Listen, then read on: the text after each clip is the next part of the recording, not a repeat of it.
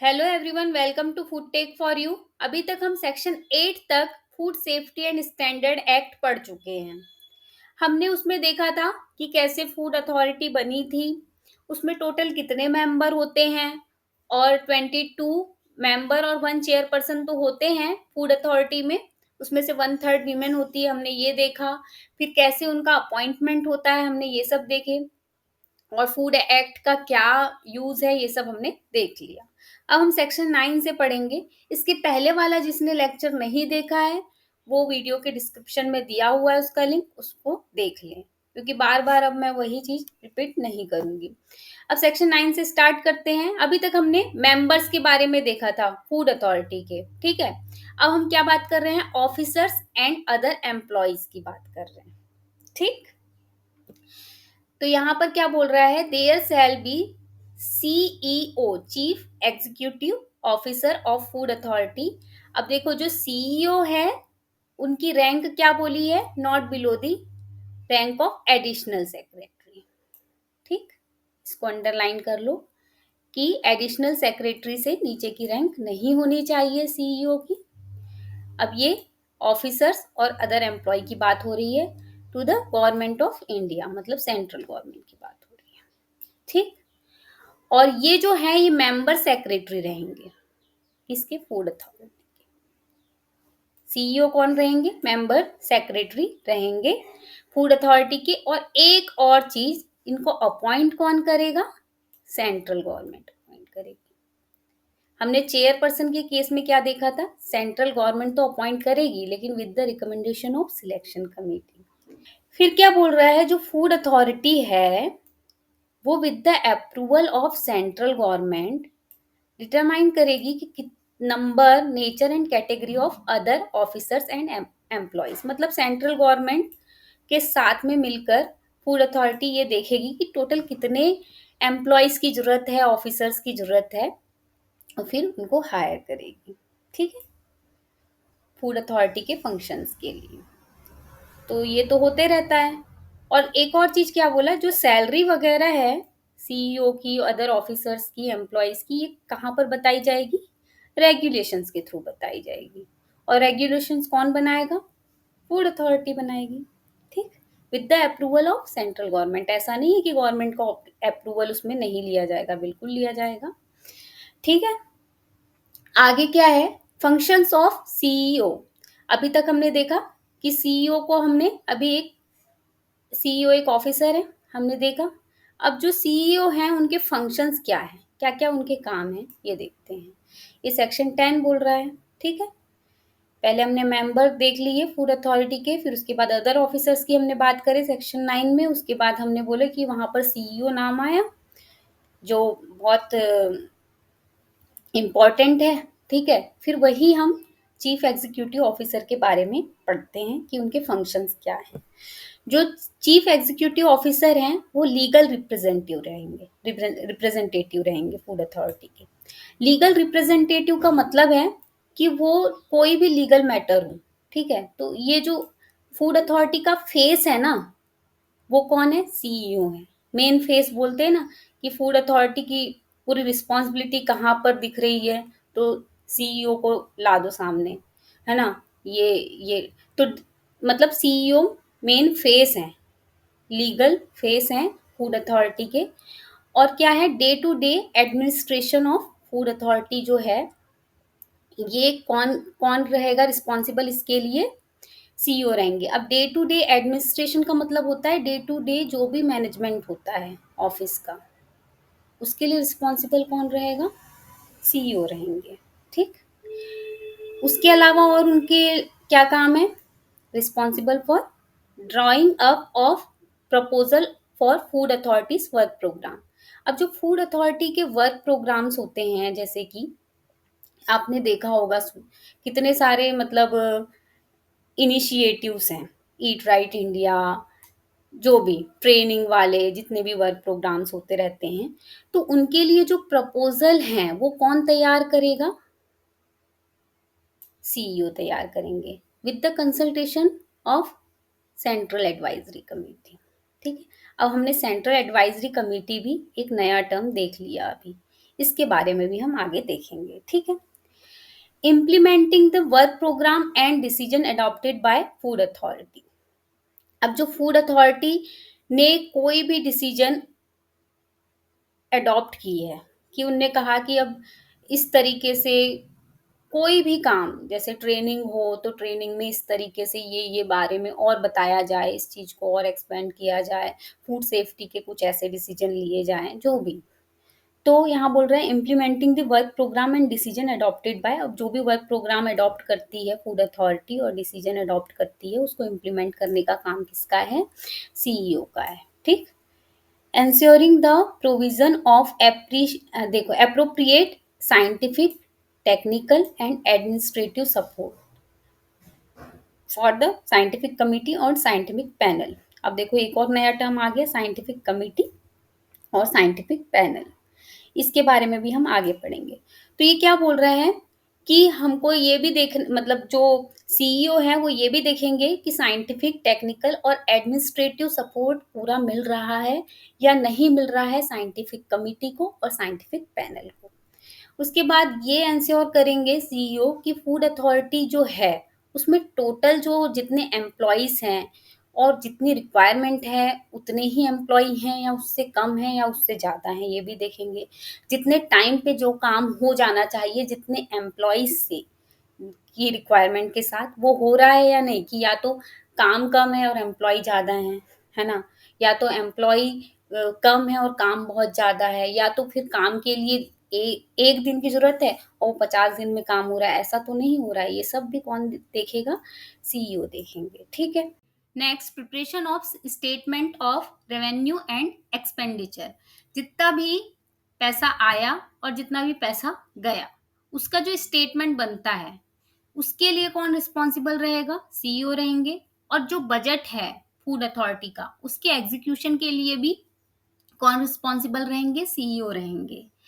Developing and maintaining contact with central government. Central government से जितना भी मतलब कॉन्टेक्ट करना है और मेंटेन करना है कॉन्टेक्ट, ये सब के लिए कौन रिस्पॉन्सिबल रहेंगे? सीईओ रहेंगे। और कमिटीज वगैरह के बारे में डिस्कशन करते रहेंगे सेंट्रल गवर्नमेंट से, ठीक। हर साल जो सीईओ हैं वो सबमिट करेंगे फूड अथॉरिटी को रिपोर्ट, ठीक है। एक जनरल रिपोर्ट जो प्रीवियस ईयर में जो जो एक्टिविटीज़ हुई उसकी, वर्क प्रोग्राम्स की, एनुअल अकाउंट्स जितना भी प्रीवियस ईयर के उसकी, और बजट की जो आने वाले साल के बजट की रिपोर्ट सबमिट करेंगे अप्रूवल के लिए, ठीक है। नेक्स्ट, सीईओ फॉलो करेंगे, फॉरवर्ड करेंगे और जनरल रिपोर्ट और programmes to the central government और स्टेट गवर्नमेंट, ठीक है। और उनको पब्लिश होने देंगे, ठीक है, जो कि अडॉप्ट किए गए हैं फूड अथॉरिटी के द्वारा।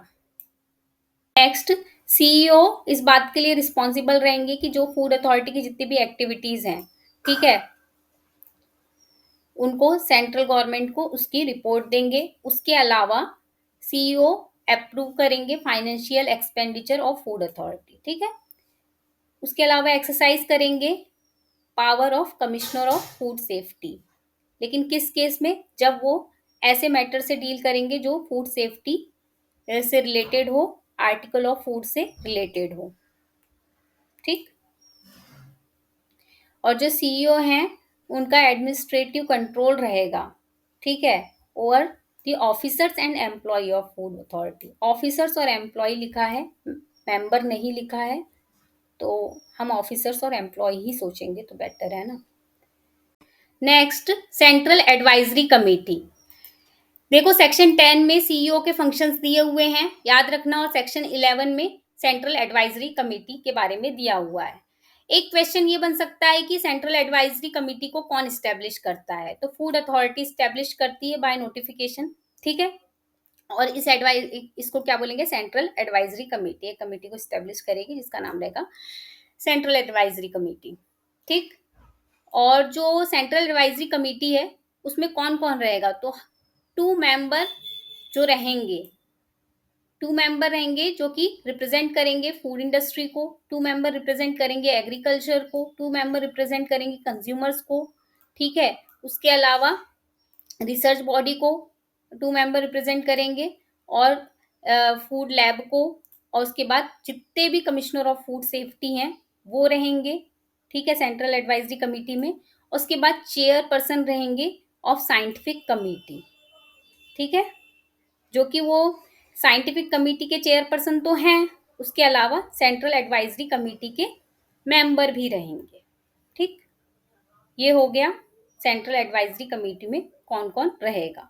तो दो दो मेंबर सबके रहेंगे, एक तो फूड इंडस्ट्री के हो गए दो मेंबर एग्रीकल्चर के, कंज्यूमर के, रिसर्च बॉडी के, कमिश्नर ऑफ फूड सेफ्टी हो गए पूरे, उसके बाद चेयरपर्सन हो गए साइंटिफिक कमेटी के, ठीक। उसके अलावा क्या बोल रहा है, जो रिप्रेजेंटेटिव रहेंगे कंसर्न मिनिस्ट्री और डिपार्टमेंट के, ये सब जो agriculture, animal husbandry, dairy, biotechnology, ये सब के जितने भी हैं गवर्नमेंट इंस्टीट्यूशन, ऑर्गेनाइजेशन और ये सब के, उनको इनवाइट किया जा सकता है सेंट्रल एडवाइजरी कमेटी में, ठीक है।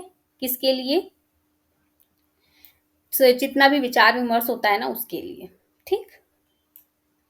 उसके बाद क्या बोल रहा है, जो सीईओ हैं वो एक्स ऑफिशियो चेयरपर्सन ऑफ क्या रहेंगे, central advisory committee.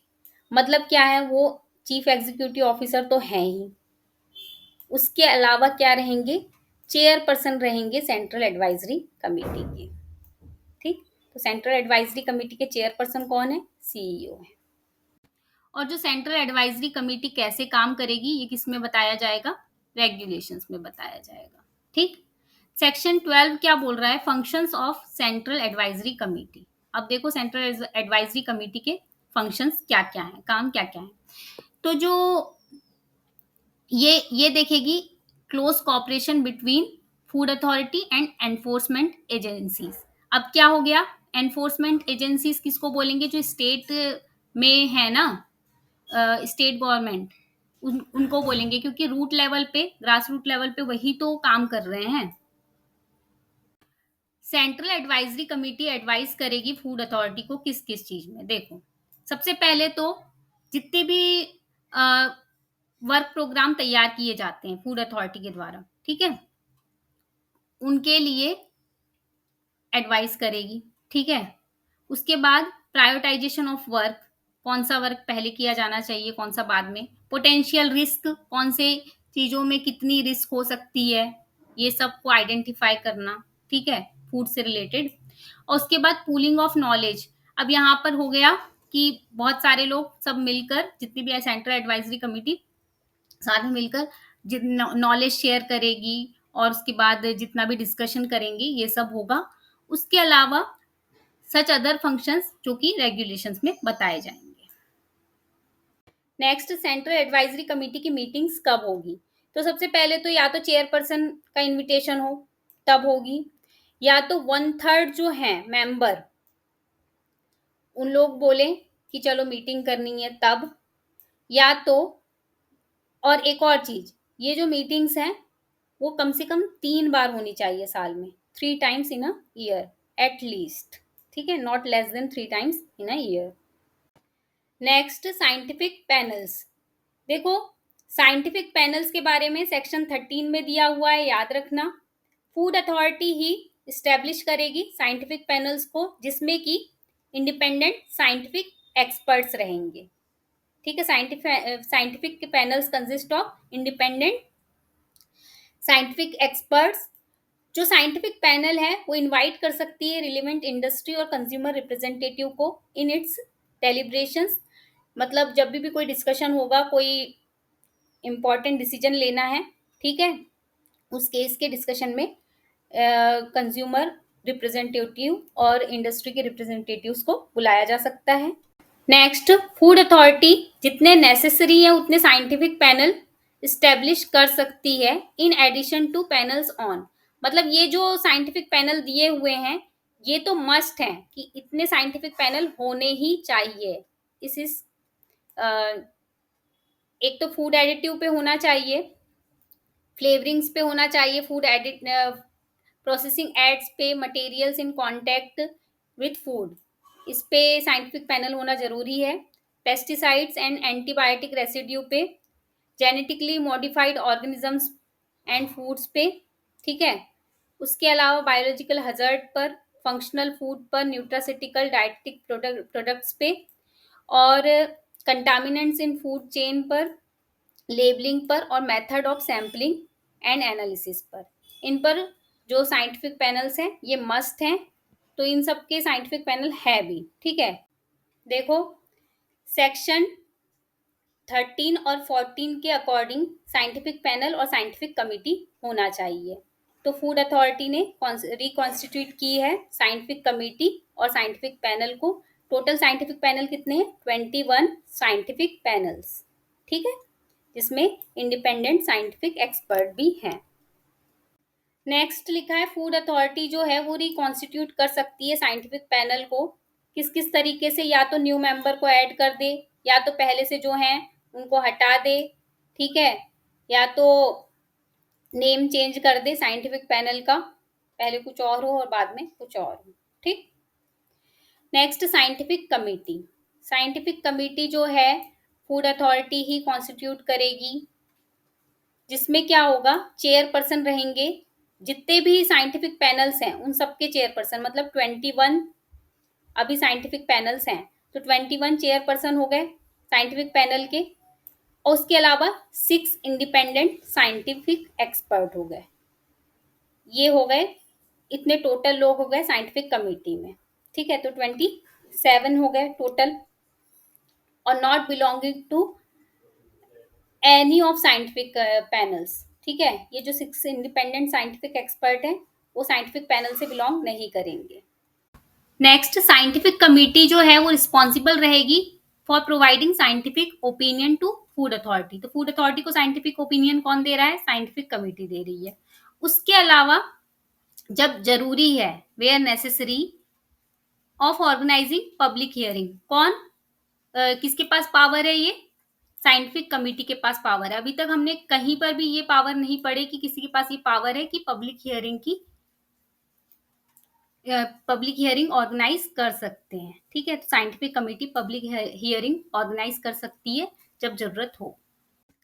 Next, scientific committee shall provide opinions on multi sectoral issues falling within the competence of more than one scientific panel. अब देखो, सबके अलग अलग साइंटिफिक पैनल बने हुए हैं, ठीक है, फूड एडिटिव के बने हुए हैं, कंटामिनेंट के बने हुए हैं, सब चीजों के बने हुए हैं। अब कोई ऐसा इशू आ गया जो एक पैनल पे नहीं आ रहा है, मतलब वो बहुत सारे पैनल से रिलेटेड है, जैसे फूड पॉइजनिंग का ही मान लो, ठीक है। अब ये किस रीजन से हुई है बिल्कुल नहीं समझ आ रहा है, तो इस केस में क्या होगा, साइंटिफिक कमेटी अपने ओपिनियंस प्रोवाइड करेगी, ठीक है, जो कि एक साइंटिफिक पैनल के बस की बात नहीं है, वहां पर अलग बहुत सारे साइंटिफिक पैनल से रिलेटेड काम है, ठीक है। अब क्या बोल रहा है, कोई ऐसा सब्जेक्ट है, ऐसा कोई केस है, ठीक है, जिसमें क्या होता है कि साइंटिफिक पैनल, कोई भी साइंटिफिक पैनल के जो कॉम्पिटेंस से रिलेटेड नहीं है, तब क्या होगा, साइंटिफिक कमेटी एक वर्किंग ग्रुप बना लेगी अलग से, और वहां पर साइंटिफिक ओपिनियंस दिए जाएंगे उस ग्रुप में, ठीक है। Next, procedure of scientific committee and scientific panel. इसमें सेक्शन 15 में दिया हुआ है साइंटिफिक कमेटी और साइंटिफिक पैनल की procedure. Next, the member of scientific committee. देखो, प्रोसीजर्स पढ़ रहे हैं हम साइंटिफिक कमेटी और साइंटिफिक पैनल की। अब यहाँ पर क्या बोल रहा है, जितने भी मेंबर हैं साइंटिफिक कमेटी के, जो कि साइंटिफिक पैनल के नहीं हैं। अब यहाँ पर हमने कौन देखे थे, देखो, साइंटिफिक कमेटी में पूरे साइंटिफिक पैनल के चेयरपर्सन थे, उसके अलावा 6 इंडिपेंडेंट साइंटिफिक एक्सपर्ट्स थे। तो यहाँ पर जो नहीं है साइंटिफिक पैनल के मेंबर, वो तो 6 इंडिपेंडेंट साइंटिफिक एक्सपर्ट ही हो गए। तो 6 इंडिपेंडेंट साइंटिफिक एक्सपर्ट और उसके अलावा जितने भी मेंबर हैं साइंटिफिक पैनल के, ये सबको कौन अपॉइंट कर रहा है? फूड अथॉरिटी अपॉइंट कर रही है। अब मैं इजी लैंग्वेज में बोल रही हूँ, अभी तक थोड़ा सा मिक्स लग रहा होगा। अब यहाँ पर बात हो रही है 6 इंडिपेंडेंट साइंटिस्ट और जितने भी मेंबर है साइंटिफिक पैनल के, उन सबको कौन अपॉइंट कर रहा है? फूड अथॉरिटी अपॉइंट कर रही है। कितने टाइम के लिए? 3 साल के लिए, 3 ईयर के लिए, ठीक है। और उसके बाद इनको रिन्यू भी किया जा सकता है। For such period vacancy notice shall be published in the relevant leading scientific publication. मतलब ये बाद में बताया जाएगा, अभी नहीं बताया जा रहा है, ठीक है। फूड अथॉरिटी की वेबसाइट में बताया जाएगा। ओके। साइंटिफिक कमिटी के चेयरपर्सन कौन होंगे? वही होंगे जो साइंटिफिक कमिटी के मेंबर चूज करेंगे, ठीक है। और साइंटिफिक पैनल के चेयरपर्सन कौन होंगे? जो भी साइंटिफिक पैनल के मेंबर चूज करेंगे जिसको, वही चेयरपर्सन होगा साइंटिफिक पैनल का। अब यहाँ पर किस तरीके से चूज किया जाएगा? जो मेंबर्स के ज्यादा मैक्सिमम मेंबर जिसके लिए बोल सकते हैं राजी होंगे, ठीक है, और वोट जिसको सबसे ज्यादा मिलेंगे इसी टाइप का, तो वो बनेगा chairperson. Next, the procedure for operation and cooperation of scientific committee and scientific panel shall be specified by regulation. अब जो भी प्रोसीजर है, कैसे ये सब होगा, ऑपरेशंस कॉपरेशंस, ये सब किसके द्वारा बताया जाएगा? रेगुलेशंस के थ्रू बताया जाएगा। नेक्स्ट देखो, प्रोसीजर जो है ऑपरेशंस की, वो किसके थ्रू बताई जाएगी? रेगुलेशंस के थ्रू बताई जाएगी। तो यहाँ पर जो प्रोसीजर है वो किससे रिलेटेड रहेगी? रेगुलेशंस में जो प्रोसीजर्स रहेगी वो क्या क्या डिस्क्राइब करेगी? एक तो ये बताया जाएगा कि कितने टाइम तक एक मेंबर साइंटिफिक कमिटी और साइंटिफिक पैनल में सर्व कर सकता है, इससे रिलेटेड प्रोसीजर दी रहेगी, ठीक है, रेगुलेशंस में। उसके अलावा number of members in each scientific panel, एक साइंटिफिक पैनल में कितने मेंबर रहेंगे ये बताया जाएगा, ठीक है। और ये सब इतना इम्पोर्टेंट है नहीं है, ठीक है, इसको छोड़ दो। अब duties and functions of food authority.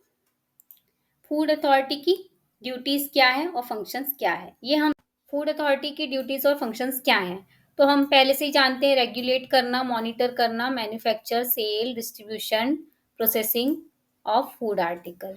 उसके अलावा इंश्योर करना सेफ और होलसम फूड अवेलेबल है कि नहीं, मार्केट में जो भी फूड अवेलेबल है वो सेफ एंड होलसम है या नहीं, ये हो गई ड्यूटीज। उसके अलावा ये जो सेक्शन फर्स्ट में लिखा हुआ है, बिना इसको हार्म पहुंचाए या बिना इसको चेंज किए, ये चीज़ तो करनी ही है, इम्पॉर्टेंट है।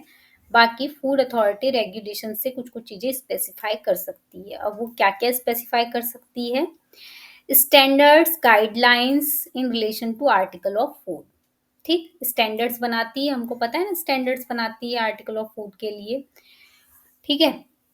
उसके अलावा limits for use of food additives, ये पता है लिमिट्स हैं, कंटामिनेंट्स की भी लिमिट है, पेस्टिसाइड की लिमिट है, ये भी रेगुलेशंस के थ्रू बताई गई है, माइकोटॉक्सिन्स की लिमिट, प्रोसेसिंग एड की, हैवी मेटल्स की, सबकी लिमिट दी हुई है रेगुलेशंस में।